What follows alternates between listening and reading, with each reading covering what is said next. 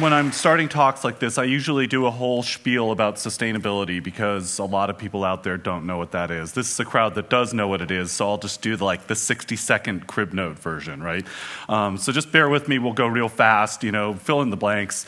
Sustainability, small planet, right? Picture little Earth circling around the sun. About 1 million years ago, a bunch of monkeys fell out of trees, got a little clever, harnessed fire, invented the printing press, made luggage with wheels on it, and built the society that we now live in. Unfortunately, while this society is without a doubt the most prosperous and dynamic the world has ever created, it's got some major, major flaws. One of them is that every society has an ecological footprint. It has an amount of impact on the planet that's measurable. How much stuff goes through your life? How much waste is left behind you? And we, at the moment, in our society, have a really dramatically unsustainable level of this. We're using up about 5 planets. If everybody on the planet lived the way we did, we'd need between 5, 6, 7, some people even say 10 planets to make it. Clearly, we don't have 10 planets. Again, mental, visual, 10 planets, 1 planet, 10 planets, 1 planet, right? We don't have that. So that's one problem. The second problem is that the planet that we have is being used in wildly unfair ways, right? North Americans, such as myself, we're basically sort of wallowing gluttonous hogs and we're eating all sorts of stuff. And, then you get all the way down to people who live in the Asia-Pacific region or even more Africa, and people simply do not have enough to survive. This is producing all sorts of tensions, all sorts of dynamics that are deeply disturbing, and there's more and more people on the way, right? So this is what the planet's going to look like in 20 years. It's going to be a pretty crowded place, at least 8 billion people. So, make matters even more difficult, it's a very young planet. 1/3 of the people on this planet are kids. And those kids are growing up in a completely different way than their parents did, no matter where they live. They've been exposed to this idea of our society, of our prosperity. And they may not want to live exactly like us. They may not want to be Americans or Brits or Germans or South Africans, but they want their own version of a life which is more prosperous and more dynamic and more, enjoyable. And all of these things combine to create an enormous amount of torque on the planet. And if we cannot figure out a way to deal with that torque, we are going to find ourselves more and more and more quickly facing situations which are simply unthinkable. Everybody in this room has heard the worst-case scenarios. I don't need to go into that. I will ask the question, what's the alternative? And I would say that at the moment, the alternative is unimaginable. So on the one hand, we have the unthinkable. On the other hand, we have the unimaginable. We don't know yet how to build a society which is environmentally sustainable, which is shareable with everybody on the planet, which promotes stability and democracy and human rights, and which is achievable in a time frame necessary to make it through the challenges we face. We don't know how to do this yet. So what's world-changing? Well, world-changing you might think of as being a bit of a news service for the unimaginable future. What we're out there doing is looking for examples of tools, models, and ideas which, if widely adopted, would change the game, right? A lot of times when I do a talk like this, I talk about things that everybody in this room, I'm sure, has already heard of, right? But most people haven't. So I thought today I'd do something a little different and talk about what we're looking for.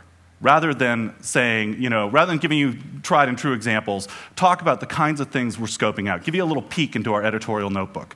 And given that I have 13 minutes to do this is going to go kind of quick, so I don't know, just stick with me, right?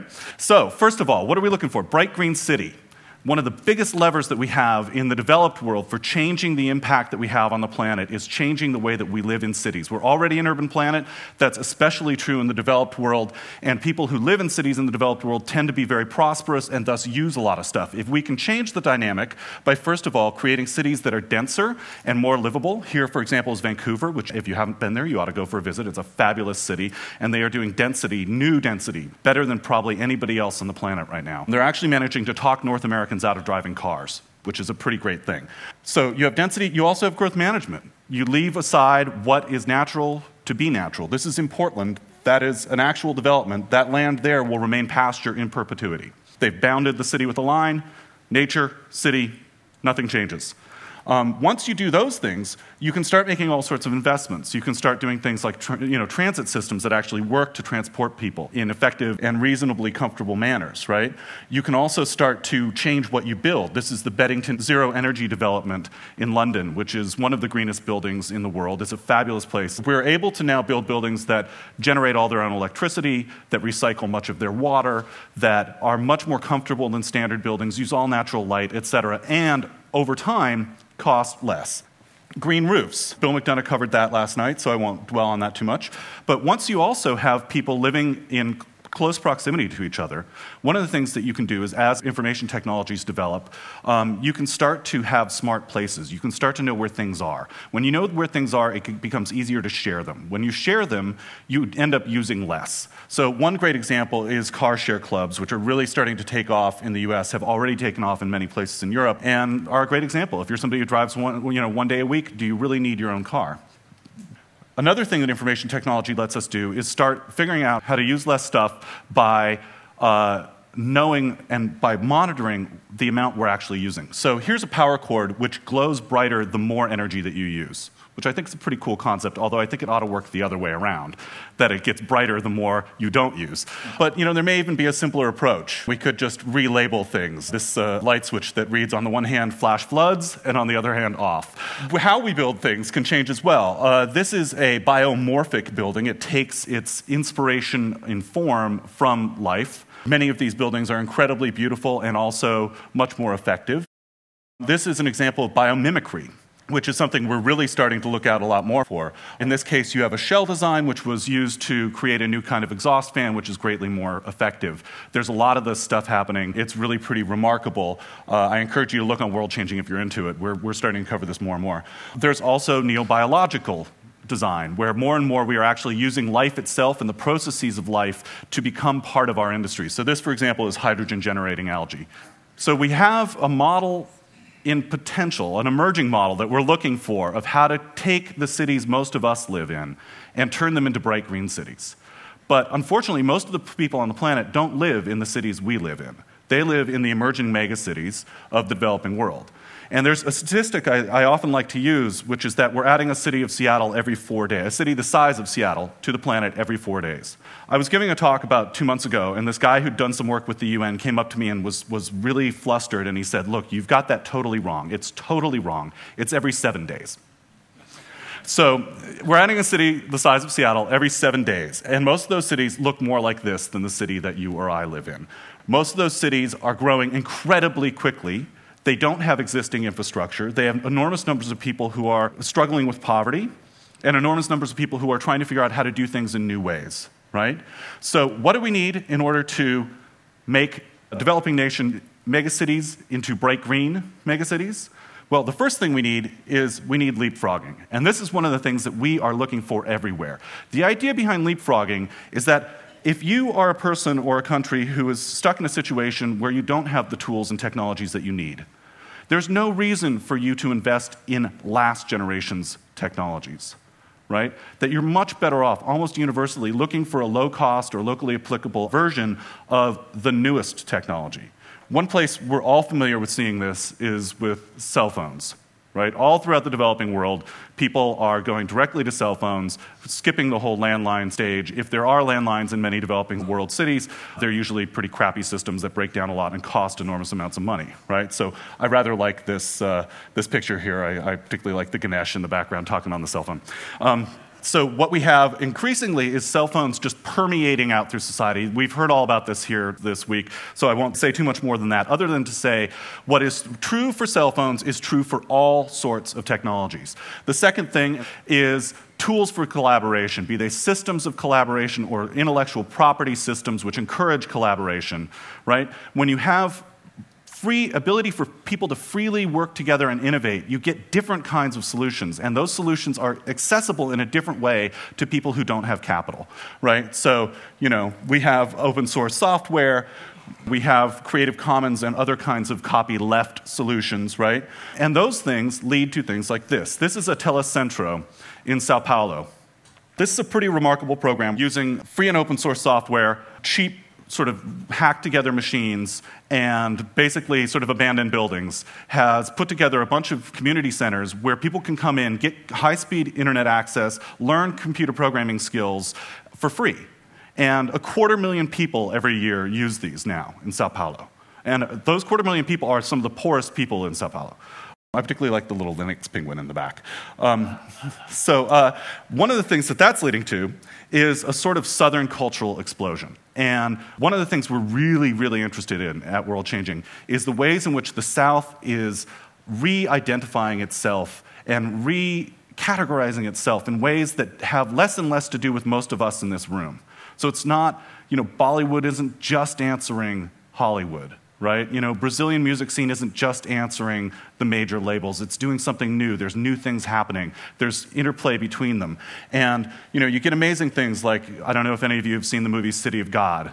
Yeah, it's a fabulous movie if you haven't seen it. And it's all about this question in a very artistic and indirect kind of way. You have other radical examples where the ability to use cultural tools is spreading out. These are people who've just been visited by the Internet Bookmobile in Uganda, and who are waving their first books in the air, which I just think that's a pretty cool picture, So you also have the ability for people to start coming together and acting on their own behalf in political and civic ways, in ways that haven't happened before. And as we heard last night, as we've heard earlier this week, are absolutely fundamentally vital to the ability to craft new solutions, is we've got to craft new political realities. And I would personally say that we have to craft new political realities not only in places like India, Afghanistan, Kenya, Pakistan, what have you, but here at home as well. Another world is possible is sort of the big motto of the anti-globalization movement, right? We tweak that a lot. We talk about how another world isn't just possible, another world's here. That it's not just that we have to sort of imagine there being a different, vague possibility out there, but we need to start acting a little bit more on that possibility. We need to start doing things like Lula, president of Brazil here. How many people knew of Lula before today? Okay, so, much, much better than the average crowd, I can tell you that. So Lula, he's full of problems, full of contradictions, but one of the things that he's doing is he is putting forward an idea of how we engage in international relations that completely shifts the balance from the standard sort of north-south dialogue into a whole new way of global collaboration. I would keep your eye on this fella. Another example of this sort of second superpower thing is the rise of these games that are what we call serious play. We're looking a lot at this. This is spreading everywhere. This is from A Force More Powerful. It's a little screenshot. A Force More Powerful is a video game that while you're playing it, it teaches you how to engage in nonviolent insurrection and regime change. Here's another one. This is from a game called Food Force, which is a game that teaches children how to run a refugee camp. These things are all contributing in a very dynamic way to a huge rise in, especially in the developing world, in people's interest in and passion for democracy. We get so little news about the developing world that we often forget that there are literally millions of people out there struggling to change things to be fairer, freer, more democratic, less corrupt. And we don't hear those stories enough, but it's happening all over the place, and these tools are part of what's making it possible. Now, when you add all those things together, when you add together leapfrogging and new kinds of tools, second superpower stuff, et cetera, what do you get? Well, very quickly, you get a bright green future for the developing world.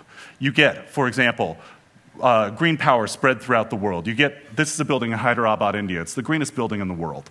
You get grassroots solutions, things that work for people who have no capital or limited access. You get barefoot solar engineers carrying solar panels into the remote mountains.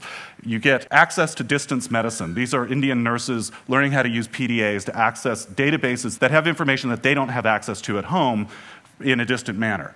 You get new tools for people in the developing world. These are LED lights that help the roughly billion people out there for whom nightfall means darkness to have a new means of operating. These are refrigerators that require no electricity. They're pot within a pot design. And you get water solutions. Water is one of the most pressing problems. Here's a design for harvesting rainwater that's super cheap and available to people in the developing world. Here's a design for distilling water using sunlight.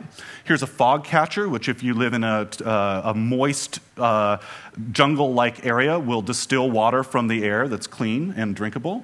Here's a way of transporting water. I just love this. I mean, carrying water is such a drag. And somebody just came up with the idea of, well, what if you rolled it, right? That's a great design.